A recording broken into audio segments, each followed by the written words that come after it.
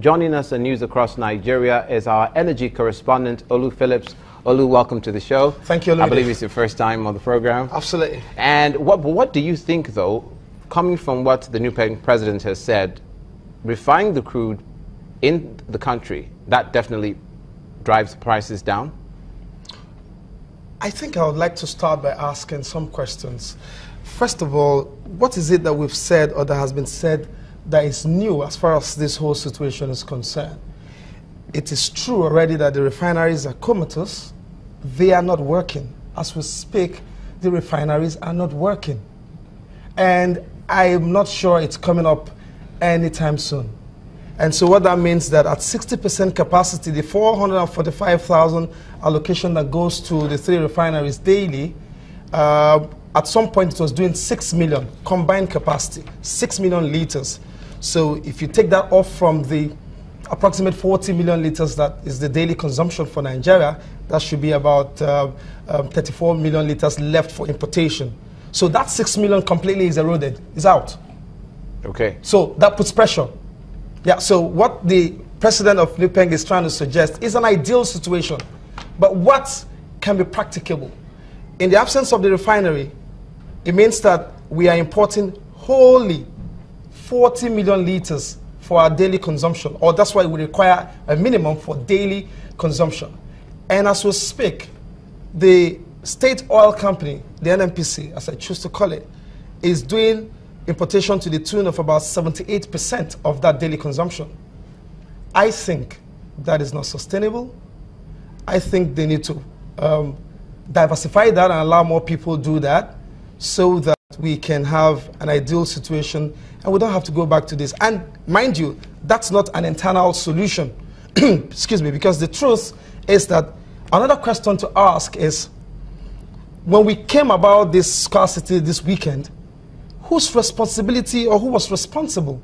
We've not had anybody take responsibility for that. I don't import fuel. What exactly is the problem? The problem is that the system has been upset. When capacity, consumption capacity was increasing, production was not increasing. We left everything in the hands of importation. But and this has happened before. It's happened before. This keeps yeah, recurring. It just comes decimal. With new face. Right now, before, maybe in the last quarter before now, it used to be the marketers. And it seemed like the marketers were the problem. But the problem is when they do this, excuse me, on behalf of government is expected to pay them back in addition to FX and in addition to the value that comes on the premium of what they've imported. Yes. So that payment ordinarily, statutorily, should be for 45 days clearance. But sometimes they don't get this for about 6 months. It creates a backlog. And when they don't import, we suffer. So if NNPC has taken responsibility for 78% importation of our daily consumption, by all means necessary, please do that effectively. I also asked myself, if you have increased the supply to some states, like Lagos, Port Harcourt, Abuja, does that mean that consumption has increased? Consumption did not increase. Clearly, this is a supply problem. You don't supply, I don't supply. Someone's responsible for supplies. So they should give us what has happened. Why do we have a shortfall in supply? So that's a question to which we don't have an answer yet. Yes. The reduction of the pump price in the first place.